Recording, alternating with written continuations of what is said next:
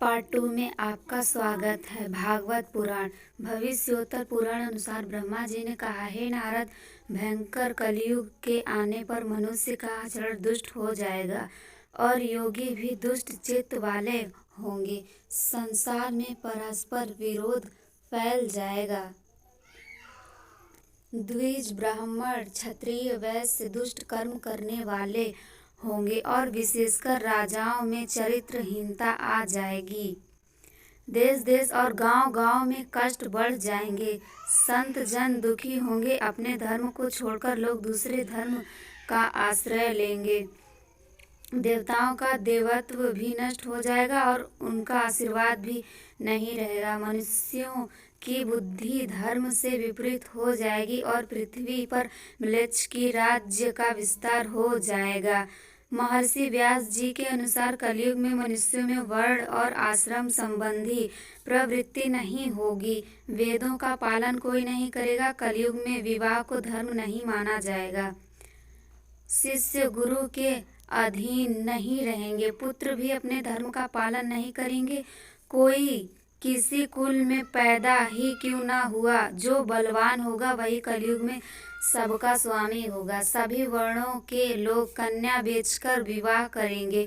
कलयुग में जो भी किसी का वचन होगा वही शास्त्र माना जाएगा। कलयुग में थोड़े से धन से मनुष्यों में बड़ा घमंड होगा। स्त्रियों को अपने केशों पर ही रूपवती होने का गर्व होगा। कलयुग में स्त्रियां धनहीन पति को त्याग देंगी। उस समय धनवान पुरुष ही स्त्रियों का स्वामी होगा। जो अधिक देगा उसे ही मनुष्य अपना स्वामी मानेंगे। उस समय लोग प्रभुता के कारण संबंध रखेंगे। द्रव्य राशि घर बनाने में ही समाप्त हो जाएगी। इससे दान पुण्य के काम नहीं होंगे और बुद्धि धन के संग्रह में ही लगी रहेगी। सारा धन उपभोग में ही समाप्त हो जाएगा। कलयुग की स्त्रियां अपनी इच्छा के अनुसार आचरण करेंगी। हाव भाव विलास में ही उनका मन लगा रहेगा। अन्याय से धन पैदा करने वाले पुरुषों में उनकी आसक्ति होगी। कलयुग में सब लोग सदा सबके लिए समानता का दावा करेंगे। कलयुग की प्रजा बाढ़ और सूखे के भय से व्याकुल रहेगी। सबके नेत्र आकाश की ओर लगे रहेंगे। वर्षा न होने से मनुष्य तपस्वी लोगों की तरह फल फूल व पत्ते खाकर और कितने ही आत्मघात कर लेंगे। कलयुग में सदा अकाल ही पड़ा रहेगा। सब लोग हमेशा किसी न किसी कलेशों से घिरे रहेंगे। किसी किसी को तो थोड़ा सुख भी मिल जाएगा। सब लोग बिना स्नान करे ही भोजन करेंगे। देव पूजा, अतिथि सत्कार, श्रद्धा और तर्पण की क्रिया कोई नहीं करेगा। कलयुग की स्त्रियां लोभी, नाटी, अधिक खाने वाली और मंद भाग्य वाली होंगी। गुरुजनों और पति की आज्ञा का पालन नहीं करेंगी तथा पर्दे के भीतर नहीं रहेंगी। अपना ही पेट पालेंगी। क्रोध में भरी रहेंगी।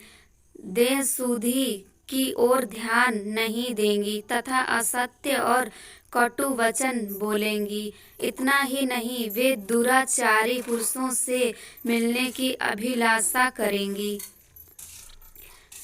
ब्रह्मचारी लोग वेदों में कहे गए व्रत का पालन किए बिना ही वेदाध्यापन करेंगे। गृहस्थन पुरुष न तो हवन करेंगे न ही सत्पात्र को उचित दान देंगे। वनों में रहने वाले वन के कंदमूल आदि से निर्वाह न करके ग्रामीण आहार का संग्रह करेंगे और सन्यासी भी मित्र आदि के स्नेह बंधन में बंधे रहेंगे। कलयुग आने पर राजा प्रजा की रक्षा न करके बल्कि कर के बहाने प्रजा के ही धन का अपहरण करेंगे। अधम मनुष्य संस्कारहीन होते हुए भी पाखंड का सहारा लेकर लोगों को ठगने का काम करेंगे। उस समय पाखंड की अधिकता और अधर्म की वृद्धि होने से लोगों की आयु कम होती चली जाएगी। उस समय 5, 6 अथवा 7 वर्ष की स्त्री और 8, 9 या 10 वर्ष के पुरुषों से ही संतान होने लगेंगी। घोर कलयुग आने पर मनुष्य 20 वर्ष तक भी जीवित नहीं रहेंगे। उस समय लोग मंदबुद्धि, व्यर्थ के चिन्ह धारण करने वाले, बुरी सोच वाले होंगे। लोग ऋण चुकाए बिना ही हड़प लेंगे तथा जिसका शास्त्र में कहीं विधान नहीं है, ऐसे यज्ञों का अनुष्ठान होगा। मनुष्य अपने को ही पंडित समझेंगे और बिना प्रमाण के ही सब कार्य करेंगे।